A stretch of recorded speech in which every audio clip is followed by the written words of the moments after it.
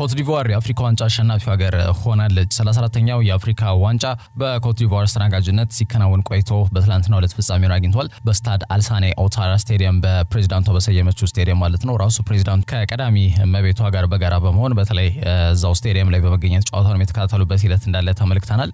አዘጋጇ ኮት ዲቮር ናይጄሪያ ጋር በፍጻሜ ተገናኝተው ኮት ዲቮር ከኋላ ተነስታ ባስቆጠረቻቸው ሁለት ግቦች ናይጄሪያን 2-1 በሆነ ውጤት በማሸነፍ የአፍሪካ ዋንጫ ለሶስተኛ ጊዜ በታሪኳ ማሳካት የቻለችበትን ውጤት አስመዝግባለች። ትላንት ታዲያ ትሩስቴኮንግ ነበር በተለይ ናይጄሪያን ቀዳሚ ያደረገው ይህ የተከላካይ ስፍራ ተጫዋች ማለት ነው። ከረፍት መልስ ግን ፍራንኬሴ ከቆመ ኳስ ማለትም ከማዘን መታገሩን አድርጓል። ሴባስቲያን ሃሌር ደግሞ በተለይ ከሁለት ዓመት በፊት በዚህ በቴስቲኩላር ወይም ደግሞ በዚህ በዘር ፍሬ ካንሰር ምክንያት በጣም ሲቸገር የነበረ ሲታገል ካንሰርን ሲታገል የነበረ ተጫዋች እንደነበር ይታወቃል። ጸጉሩንም ለመላጨት ተገዶ እንደነበር የሚታወቅ ነው። በአጠቃላይ ካንሰር የሚያመጣው ተጽዕኖ ጋር ተያይዞ ማለት ነው። ታዲያን ነገር በማለፍ ሴባስቲያን ሃሌር በድጋሚ በመምጣት በተለይ አምና ካንሰርን በማሸነፍ እንዲሁም ደግሞ ዘንድሮ በተለይ ለሀገሩ በጣም ወሳኝ የሆነች ድል በወሳኝ ምዕራፍ ላይ በማስቆጠር ትልቅ ድል ወይም ደግሞ ትልቅ ታሪክ መጻፍ የቻለበት ሂደት እንዳለ መመልከት ይቻላል ማለት ነው። ኮት ዲቮር በዚህ ውድድር ላይ እጅግ የወረደ አቋም የነበራት ሀገር እንደነበረች ይታወቃል። ምርጥ ሶስተኛ ሆና የሌሎችን ቡድን ውጤት በተለይ ከግምት ውስጥ በመክተትና የነሱን ውጤት ጠብቃ ያለፈች ሀገር እንደሆነች ትታወቃለች። በተለይ በኢኳቶሪያል ጊኒ የተሸነፈችበት 4-0 ሽንፈትም አዘጋጅ ሀገር ሆና በሰፊ የጎል ልዩነት ሽንፈትን ያስተናገደችበት ውጤት ወይም ደግሞ ሂደት እንዳለ መመልከት ይቻላል። በታሪክም ለመጀመሪያ ጊዜ ነው ያደረገው ማለት ነው። ከትላንትና የፍጻሜ ተፋላሚዋ ከናይጄሪያ ጋር በምድብ አንድ ላይ ተገናኝታ እንደነበር ይታወቃል። በናይጄሪያ 1-0 ውጤት ሽንፈት አስተናግዳ ጊኒ ቢሳውን ብቻ አሸንፋ ነበር ያለፈችው። ከዛም የ70 ዓመቱን አሰልጣኝ ሉዊስ ጋሴን አሰናብታ በሌላው የቡድኑ ከ23 ዓመት በታች ቡድን አሰልጣኝ በነበረው ኤርኔስት ፋዬ በነገራችን ላይ ኤርኔስት ፋዬ በ1992 የአፍሪካ ዋንጫን ያሳካው የኮት ዲቮር ስብስብ ውስጥ የነበረ ተጫዋች እንደነበር ይታወቃል። እንግዲህ በጊዜያዊነት እሱን በአሰልጣኝነት በመያዝ ነበር ውድድሯን ለማጠናቀቅ ከፍተኛ ጥረት ያደረገችው ማለት ነው። ቢሆንም ግን ጥረቷ ተሳክቶ በተለይ ደግሞ የኤርኔስት ፋዬ ከሜዳ ውጭ የነበረው እንቅስቃሴ የቡድኑ ሜንታሊ ወይም ደግሞ በአጠቃላይ በአስተሳሰብ ረገድ የአሸናፊነት ቡድን እንዳላቸው ወይም ደግሞ የአሸናፊነት መንፈስ በማላበስ ስብዕናቸውን እንዲሁም ደግሞ አንድነት ቡድን ውስጥ በመፍጠር ከፍተኛ ጥረት በማድረግ ከሜዳ ይልቅ የሜዳ ውጭ የነበራቸው እንቅስቃሴ በተለይ ውጤት ወይም ደግሞ ሜዳ ላይ የሚያደርጉት እንቅስቃሴ ላይ በጣም ቀጥተኛ ተጽዕኖ ነበርውና በአጠቃላይ ከ1992 እና ከ2015 በኋላ ለሶስተኛ ጊዜ ኮት ዲቮር የዞኖቹ ሀገር ውድድሩን በበላይነት በማጠናቀቅ የአፍሪካ ዋንጫ ለሶስተኛ ጊዜ ማሳካት የቻሉበትን ሂደት እንዳለ መመልከት ይቻላል። በዚህ 90 ደቂቃ እንቅስቃሴ ውስጥ በተለይ ለሴባስቲያን ሃሌር ሁለተኛውን ኳስ አመቻችቶ ያቀበለው በእንግሊዝ ፕሪሚየር ሊግ ለብራይተን እየተጫወተ የሚገኘው ሳይመን አዲንገራ የጨዋታው ኮከብ በመባል ተመርጧል ማለት ነው። ናይጄሪያ በዚህ ውድድር ላይ አንድ ጨዋታ ብቻ ነው የተሸነፈችው፣ እሱም ደግሞ በፍጻሜው ጨዋታ ላይ ነው ማለት ነው። ማይሆን ሰዓት ላይ እንግዲህ ሽንፈት አስተናግዳ በጣም ከትልቁ የአፍሪካ የውድድር መድረክ ላይ ከዋንጫው ውጪ በሜዳሊያ ብቻ እንድትመለስ ምክንያት ሆናለች ማለት ነው። ለአራተኛ ጊዜ ምናልባትም ይሄን ዋንጫ ለማሳካት ትልቅ ህልም እንደነበራቸው ይታወቃል። ግን በጨዋታው ላይ በተለይ እነ ሆዜ ፔዜሮ የአሰልጣኙ በተለይ ከአራተኛው ዳኛ ከእንስቱ ዳኛ ጋር የነበራቸው ጭቅጭቅ በግልጽ የምንመለከተው ጉዳይ ነው። ከዛ ውጪ ቪክተር ኦሲሜን እንዲሁ ሜዳ ላይም ከኢቫን ዲካ ጋር ለምን ተነኩ አይነት ንጭንጭ በትንሽ በትልቁ ዳኛ ላይ ጣት እጅ እስከ መቀሰር ድረስ በተለይ ግብጻዊ ዳኛም ጨዋታው ለመምራት አንዳንድ ሁኔታዎች ላይ ተቸግረው እንደነበር የሚታወቅ ነው። ይህ ሁሉ ጉዳዮች በተለይ ቡድኑ ላይ ተጽዕኖ እንዳሳደረ በግልጽ መመልከት ይቻላል። የ1-0 መሪነታቸውን አስጠብቀው መውጣት አልቻሉም። አንድ ኢላማቸውን የጠበቀ ሙከራ ብቻ ነው ያደረጉት። 32% የሚሆን ኳስ ነው ተቆጣጥረው የወጡት። በአንጻሩ ኮት ዲቮር ወደ 8 ኢላማቸውን የጠበቁ ሙከራዎች ማድረግ ችሏል። ከ60% በላይ የሚሆነውን የኳስ ቁጥጥር ይዘዋልና በአጠቃላይ በቡድንም ረገድ ኮት ዲቮር የተሻለች ቡድን ሆና ነበር የተገኘችውና ናይጄሪያ በአጠቃላይ በዚህ ውድድር ላይ በተለይ ደግሞ የፍጻሜው መርሃ ግብር ላይ እነ ቪክተር ኦሲሜን ይበልጥ ዋንጫው ለመፈለግ ጋር የተያዘ የስብዕና ጉድለቱ የሜዳ ላይ እንቅስቃሴ ይበልጥ ቡድኑ ደግሞ ተጽዕኖ እንዳሳደረበት ነው ጋር እንዳስከፈለው ግን በግልጽ መመልከት ይቻላል። ተረጋግተው ውጤት አስጠብቀው መውጣት የሚችሉበት ሂደት ግን ነበር ማለት ይቻላል። በቀጣይ ሞሮኮ እንግዲህ የ2025ቱን 35ኛውን የአፍሪካ ዋንጫ የምታሰናደው ሀገር መሆኗን ተረጋግጧል። የካፍ ባንዲራን እንዲሁ ከፓትሪስ ሙትሴቤ አፍሪካ እግር ኳስ አወዳዳሪ አካል እጅ የተቀበለችበት ሂደት አለ ማለት ነው። በውድድሩ ላይ በአጠቃላይ ምርጥ ግብ ጠባቂ በመባል የደቡብ አፍሪካው ሮኔን ዊሊያምስ የአቡበከር ናስር የክለብ አገር ማለት ነው በማሜሎዲ ሰንዳውንስ የውድድሩ ምርጥ ግብ ጠባቂ በመባል ተመርጧል ማለት ነው። ደቡብ አፍሪካን ፌር ፕሌይ አዋርድ ወይም የስፖርት የጨዋነት ሽልማትን እንዲሁ ያሳካችበት ሂደት አለ። ሮኔን ዊሊያምስ በተለይ ሲንግል ሃንድድ ሊሉታል ፈረንጆች ወይም ደግሞ በግል ጥረት ብቻ የተመረኮዘ የውጤት ማለፍን ለሀገሩ አስተዋጽኦ ያበረከተ ተጫዋች እንደሆነ መመልከት ይቻላል። በተለይ ከኬቨር ጋር ያደረጉት የሩብ ፍጻሜ ጨዋታ ላይ ማለት ነው በተለይ 4 የመለያ ምቶችን አድኖ ነበር ቡድኑ ወደ ግማሽ ፍጻሜ ወሰደው ማለት ነው። በአጠቃላይ በአራት ተከታታይ የአፍሪካ ዋንጫ ጨዋታዎች ላይ ማለት ነው በአጠቃላይ ከምድብ ሁለተኛ ጨዋታ አንስቶ እስከ ግማሽ ፍጻሜ ድረስም ሽንፈት ሳታስተናግድ እንድትጓዝ የዚህ ግብ ጠባቂ ሚና ከፍተኛ ነውና ከዛ አንፃር የውድድሩ ምርጥ ግብ ጠባቂ በመባል ተመርጧል። የኢኳቶሪያል ጊኒ ሚሊያኖ ንሱዌ በ5 ግቦች በውድድሩ ኮከብ ግብ አግቢ በመሆን አሸናፊ መሆን የቻለበት ሂደት አለ። እንዲሁም የመለያ ምት ያመከነ ተጫዋች እንደሆነ ይታወቃል እንጂ የጎል መጠኑን ወደ 6 ከፍ ማድረግ የሚችልበት ሂደት ነበር። ዞሮ ግን የውድድሩ ኮከብ ግብ አግቢ በመሆን የተመረጠበት ሂደት እንዳለ መመልከት ይቻላል ማለት ነው። ከዛ ውጪ ናይጄሪያውን በል እንዲሁም ደግሞ የተከላካይ መስመር ተጫዋቹ ዊሊያም ትሩስቴኮንግ በግሉ በጣም ጥሩ የሚባል የውድድር ጊዜ ያሳለፈ የተከላካይ መስመር ተጫዋች ነው። በግሪኩ ክለብ ፓውክ ነው የተጫወተ የሚገኘው የተጫዋች ማለት ነው። በአጠቃላይ ለሆዜ ፔዜሮ ቡድን በዚህ የውድድር ጊዜ የአፍሪካ ዋንጫ ላይ 3 ግቦችን ከመረብ አሳርፏል። ከዛ በተጨማሪ በአጠቃላይ በእንቅስቃሴ ረገድም በጣም የተከላካይ መስመሩ የተረጋጋ እንዲሆን ትልቅ ሚናን የተጫወተ ተጫዋች እንደሆነ ይታወቃልና ዊሊያም ትሩስቴኮንግ እንግዲህ የውድድሩ ኮከብ ተጫዋች በመባል ሽልማቱን ተበርክቶለታል። የአፍሪካ ዋንጫ በአጠቃላይ ከ2.1 ቢሊዮን በላይ እይታዎች በዓለም አቀፍ ደረጃ ተመልክተውታል ይህንን ውድድር ማለት ነው በ184 የተለያዩ ሀገራት ማለት ነው። ይህ ሲሆንም ለመጀመሪያ ጊዜ ያደርጓል ማለት ነው። ብዙዎች የአፍሪካ ዋንጫ ደብዛዛ ነበር ይላሉ፣ ግን በጣም ደማቅ ነበር ነው ሊባል የሚችለው። በአጠቃላይ የነበሩ ቡድኖችም ለአንደርዶጎች ውድድር ነበር። በአጠቃላይ እንደነ ኬፕ ቨርድ እንደነ ደቡብ አፍሪካም 3 ያርጃን ይዛ ተጠናቀለች ተብሎ አልተገመተም ነበር። ትልቅ ሀገራት በጊዜ የተሸኙበት እንዲሁም ደግሞ ያልተጠበቁ ውጤቶች የተመዘገቡበትና እንደነ አዘጋጁ ሀገር ኮት ዲቮር በተለይ በእግር ኳስ ሁለተኛ ድል ከተሰጠ በሚገባም ከተጠቀምን ጥሩ የተሻለ ነገሮች መምጣት እንደሚችሉ ምሳሌ የሆነች ሀገር የተመለከትንበት ጨዋታ ሆኖ አልፏል ማለት ነው። በነገራችን ላይ ከ1998 በተለይ ግብጽ ደቡብ አፍሪካን 2-0 በሆነ ውጤት ካሸነፈችበት ጨዋታ በኋላ ሁለትና ከዛ በላይ ጎል የተቆጠረበት የመጀመሪያው የፍጻሜ ጨዋታም ያደርጓል። ከ1998 በኋላ የተደረጉ የፍጻሜ ጨዋታዎችን ከተመለከትን ምናልባት አንድ ጎል ከዛ ውጪ 0-0 ሆኖቸው ውጤት ተጉዞ በመለያ ምት ነበር የሚጠናቀቀው። የትላንቱ የፍጻሜ መርሃ ግብር ግን 3 ግቦች የተቆጠረበት ውድድር ያደርጓል። ይህም ከ1998 በኋላ ለመጀመሪያ ጊዜ ነው። ኮት ዲቮር ከ1992 እና ከ2015 በኋላ ለመጀመሪያ ጊዜ ይህንን የአፍሪካ ዋንጫ ለሶስተኛ ጊዜ ማሳካት የቻለችበት ሂደት እንዳለ መመልከት ግን ይቻላል ማለት ነው።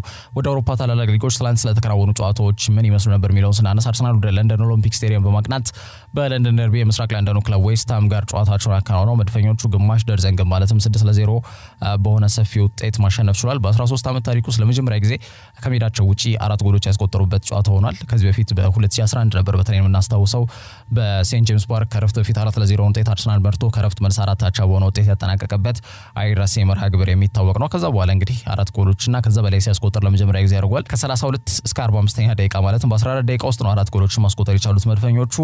እንግዲህ በዚህ ጨዋታ ላይ በአጠቃላይ በኳስ ቁጥጥር በሙከራ እንዲሁ በየትኛውም የእግር ኳስ መስፈርት የተሻለው ቡድን አርሰናል ሙሉ 3 ነጥብ ያሳካበት ጨዋታ ነው ሊባል ይችላል።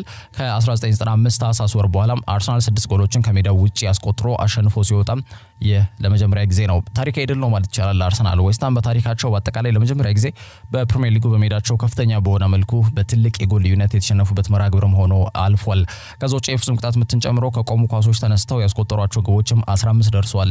በፕሪሚየር ሊጉ ከፍተኛ በሆነ መልኩ ይህንን ሴት ፒስ ሩቲን ወይም ደግሞ ከቆሙ ኳስ ጎል ያስቆጠረ ክለብም የለም። ስለዚህ የመጀመሪያው ክለብ ያደርጋቸዋል። ኒኮላስ ጆቨር ደግሞ የክለቡ የቆሙ ኳሶች አሰልጣኝ ነው። እንደሚታወቀው ከሚኬል አርቴታ ጋር በጋራ ነው ማንቸስተር ሲቲ ለቆ ወደ አርሰናል ያቀናው። እየሰራ ያለውን ጥሩ እንቅስቃሴ ይህ ማሳያ ነው። ከዛ ውጪ ቡካዮ ሳካ በ22 ዓመቱ 50 ጎሎች ለአርሰናል በማስቆጠር በአጠቃላይ ደግሞ በ51 ጎሎች በመሳተፍና 49 ኳሶችን አመቻችቶ በማቀበል በአጠቃላይ በ100 የአርሰናል ጎሎች ላይ ቀጥተኛ ተሳትፎ ያደረገ በእድሜ ትንሹ ተጫዋች መሆን የቻለበትን ማይልስቶን እንዲሁ አቺቭ አድርጓል ማለት ነው። ገና በ22 ዓመቱ ማለት ነው። ከዛ ውጪ በደረጃ ሰንጠረዡ ከሊጉ መሪ ሊቨርፑል በ2 ነጥብ ርቀው በ52 ነጥብ 3 ደረጃ ላይ መቀመጥ የቻሉበትና በተለይ በጎል ልዩነት ጎል ዲፈረንስ ላይም የጎል መጠናቸውን ወደ 31 ከፍ ማድረግ የቻሉበትን ውጤት ትላንትና አስመዝግበዋል። ከዛ ውጪ አስቶን ቪላ በሜዳው ቪላ ፓርክ ማንቸስተር ዩናይትድን አስተናግደው 2-1 በሆነ ውጤት ሽንፈትን አስተናግደዋል ማለት ነው። ራስመስ ሆይሉንድ በተከታታይ 5 የፕሪሚየር ሊግ ጨዋታዎች ላይ ግን ማስቆጠር የቻለበትን ሂደት እንዳለ ተመልክተናል። ክለቡንም ወይም ደግሞ ማንቸስተር ዩናይትድን መሪ ማድረግ ችሎ ነበር። ዳግላስ ሉዊዝ ደግሞ ቪላን ከረፍት መልሳቸው ቢያደርግም እንግዲህ ተቀይሮ የገባው የክለቡ የቁርጥ ቀን ልጅ ልንለው እንችላለን ስኮት ማክቶሚኔ ማንቸስተር ዩናይትድ የዚህ ውድድር ዘመን ኮከብ ግብ አግቢው ተጫዋች ነው። ስኮት ማክቶሚኔ ቡድኑን በድጋሚ መሪ ያደረገችና የአሸናፊነቷን ግብ ከመረብ በማዋሃድ ማንቸስተር ዩናይትድ ከጨዋታው ሙሉ 3 ነጥብ ይዞ እንዲወጡ ምክንያት ሆኗል ማለት ነው። ዩናይትድ ዘንድሮ በ13 ጨዋታዎች ላይ ድል ተጎናጽፏል። በ2023 በ2024 ናሴ ወር ላይ በጀመረው የእንግሊዝ ፕሪሚየር ሊግ ማለት ነው። ከነዛ መካከል 11 የሚሆኑትን በአንድ ጎል ልዩነት ወይ 1-0 ወይ 2-1 ወይ 3-2 ወይ 4-3 እንደዚህ አይነት ውጤቶችን እያስመዘገበ ነው። በአንድ ጎል ልዩነት ብቻ እያሸነፉ ነው ጨዋታቸውን እያጠናቀቁ የሚገኙት። የትላንትናው ለ11ኛ ጊዜ ነው ተመዝግቧል። ማንቸስተር ዩናይትድ ጋር ተያይዞ በአሰልጣኝ ኤሪክ ቴን ሃግ ስር ከሜዳቸው ውጪ በተለይ ማንቸስተር ዩናይትድ እንደ ቡድን በደረጃ ተንጠረዡ ከአንደኛ እስከ 9ኛ ደረጃ ላይ የተቀመጡ ቡድኖችን ከሜዳው ውጪ ተጉዞ ማሸነፍ አልቻለም ነበር። ትላንትና ያንን መጥፎ ታሪካቸውን በጥሩ የተኩበት ጨዋታ ሆኖ አልፏል ማለት ነው። ከሜዳቸው ውጪ እንግዲህ አስቶን ቪላ 5ኛ ደረጃ ላይ የተቀመጠ ቡድን እንደሆነ ይታወቃል። እንግዲህ ወደ ቪላ ፓርክ አቅንተው ከሜዳቸው ውጪ አሸንፎ የተመለሱበትን ውጤት እንዳለ በፕሪሚየር ሊጉ ላይ መመልከት እንችላለን ማለት ነው። ከዛ ውጪ ካይሮ ሚቶማ ወዴት ያቀናል የሚለው ጉዳይ ሌላው ተጠባቂና አጓጊው የዝውውር ርዕሰ ጉዳይ ነው። ቼልሲ፣ አርሰናል፣ ማንቸስተር ዩናይትድ ካይሮ ሚቶማን ለማስፈረም መፋጠጣቸው የአደባባይ ሚስጥር ሆኖ ሳለ ባርሴሎና የተጫዋቹ ቁልፍ ፈላጊ ሆኖ ብቅ ማለቱ አነጋጋሪ የሆነው ሌላው ጉዳይ ሆኗል። ብራይተን እንግዲህ 18.7 ሚሊዮን ዩሮ በማውጣት የ19 ዓመቱን ጋናዊ የክንፍ አጥቂ መስመር ተጫዋች የሆነውን ኢብራሂም ኦስማንን እንግዲህ ከኖርትላንድ ከተባለው ክለብ እስከ 2029 በሚያቆይ ውል ማስፈረማቸው ይታወቃል። ታዲያ ይህ ተጫዋች ምናልባትም ወደ ብራይተን ወደ አሜክስ ማቅናቱን ተከትሎ ካይሮ ሚቶማ በክረምት ወደ ሌላ ክለብ እንዲያቀና በሩን መክፈቱን ወይም ደግሞ በሩ መክፈታቸውን በግልጽ የሚያሳይ ጉዳይ ነው እየተባለ ይገኛል። ትራንስፈር ኤክስፐርቶች በዝውውር ላይ በተለይ ትልቅ ሚና እንደሚወጡና ጥሩ ልምድ ያላቸው ግለሰቦች ናቸው ይሄን ነገር እያነሱት የሚገኙት። ይህ ክለብ ያለው የስካውቲንግ ስትራቴጂ ብዙዎች ክለቦች ቢኖሩም ብለው የሚመኙት እንደሆነ ይታወቃል። በተለይ የስካውቲንግ ወይም የምልመላ ዕቅድ ነድፈው ነው እየተንቀሳቀሱ የሚገኙት። ሞይሰስ ካይሴዶ፣ አሌክሲስ ማካሊስተር እንዲሁም ማርክ ኪኪሪያ ደግሞ በውድ ገንዘብ የሸጧቸው በጣም በርካሽ ገንዘብ አምጥተው በውድ ገንዘብ የሸጧቸውና ክለቡ በርካታ ረብጣ ገንዘቦች ያተረፈባቸው ተጫዋቾች ናቸው። ክለቡም ያለውን ምርጥ ስካውቲንግ ፖሊሲ ማሳያ ሊሆን የሚችሉ ተጫዋቾች ናቸው ሊባል ይችላል። በርካታ የፕሪሚየር ሊግ ክለቦች በተለይ ደግሞ ሁለቱ የማንቸስተር ከተማ ክለቦችና ቼልሲ በልዩነት ተጫዋቹን ለማስፈረም ከፍተኛ ፍላጎት እንዳላቸው ይታወቃል። ታዲያ 6 ዓመቱ ጃፓናዊ ይህ የውድድር ዘመን ሲጠናቀቅ ከሳቢ ሰዎቹ ጋር የመቀጠል እድሉ በጣም ጠባብ የሆነ ተጫዋች ስለመሆኑ ነው እየተገለጸ የሚገኘው ማለት ነው። እንደሚታወቀው በ2021 ብራይተን ለዚህ ተጫዋች 3 ሚሊዮን ዩሮ ብቻ ነበር ያወጣው። እንግዲህ ተጫዋቹ ወደ አሜክስ ከመጣ በኋላ ከአመት አመት እየጎለበተ የመጣ ተጫዋች ነበር። በ2022 እንዲሁ በውሰት ወደ ሌላ ክለብ አቅንቶ እንደነበር ይታወቃል። እንግዲህ አሰልጣኝ ሮቤርቶ ዲዘርቢ ከመጡ በኋላ ደግሞ በአጠቃላይ በቋሚ ተሰላፊነት ተጫዋቹን በማሰለፍ ያለውን አቅም በደንብ አውጥቶ እንዲያሳይ እንግዲህ ሰፊ እድል ሰጥተውታል ማለት ይቻላል። አሁን ግን ገበያው ላይ ካይሮ ሚቶማ ከ60 ሚሊዮን ዩሮ በታች የሚገመት አይነት ተጫዋች አይደለም። ስለዚህ በ3 ሚሊዮን ገዝተው ወደ 60 እና ከዛ በላይ ሚሊዮን ፓውንድ አውጥተው ሊሸጡት ይችላሉ ማለት ነው። ይህን ተጫዋች 20 ጊዜ ለሀገሩ ጃፓን ተሰልፎ ተጫውቷል ሚቶማ።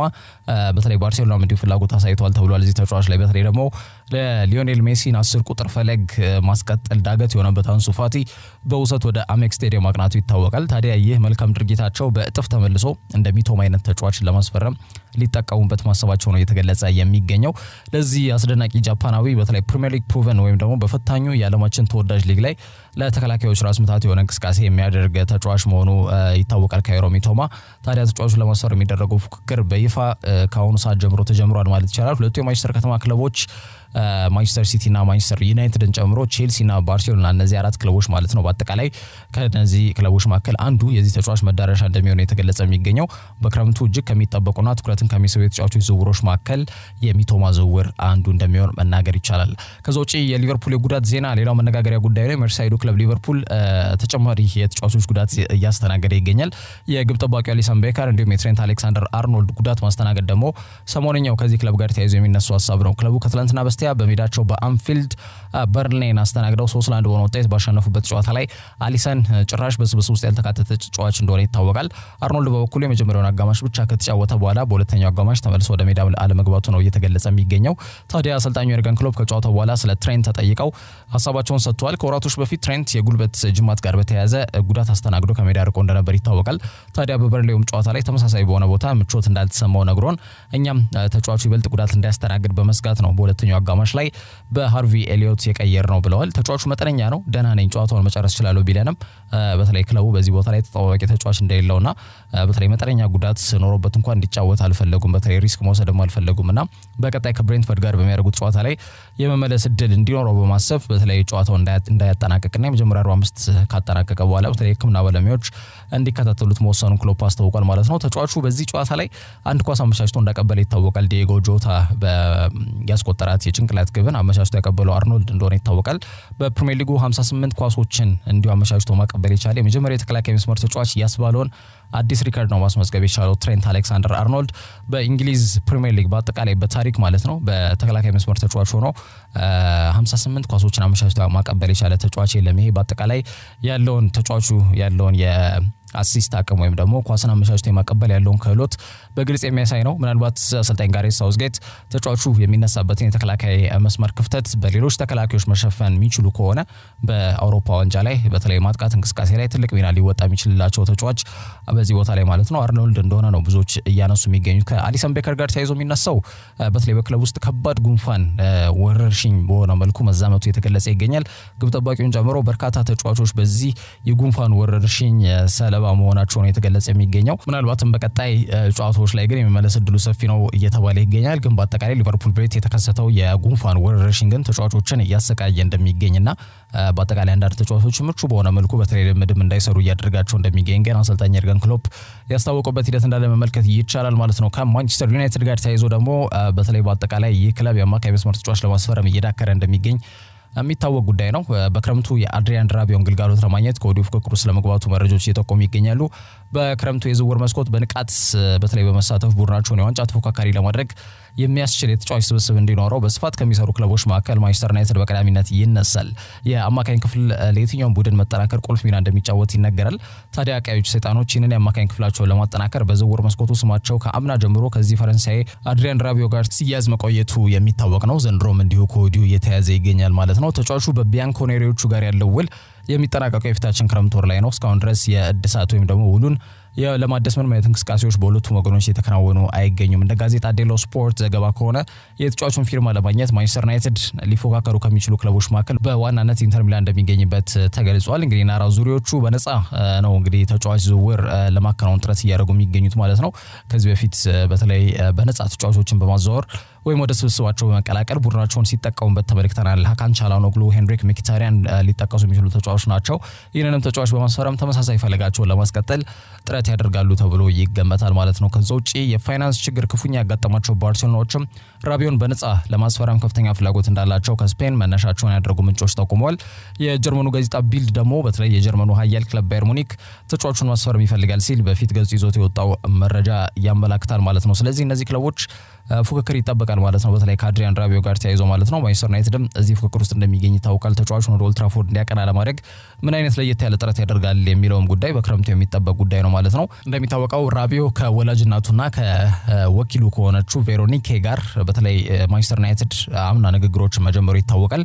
ታዲያ ከክለቡ ጁቬንቱስ ጋር ተስማምቶ ከተጫዋቹ ራቢዮ ጋር በግል ጥቅም መስማማት ባለመቻላቸው ፊታቸውን ወደ ካሴሚሮ ለማዞር በመገደድ በተለይ ብራዚላዊን የተከላካይ አማካይ መስመር ተጫዋች ማስፈረማቸው የሚታወቅ ነው። ታዲያ ዘንድሮም ለሁለተኛ ጊዜ ተጫዋቹ ለማስፈረም ጥረት የሚያደርጉ ሲሆን ከባየር ሙኒክ ከኢንተር ሚላንና ባርሴሎና ግን ከባድ ፉክክር እንደሚጠብቃቸው ለማወቅ ተችሏል ማለት ነው። ለዛሬ ያስላችሁ ስፖርት የመረጃዎች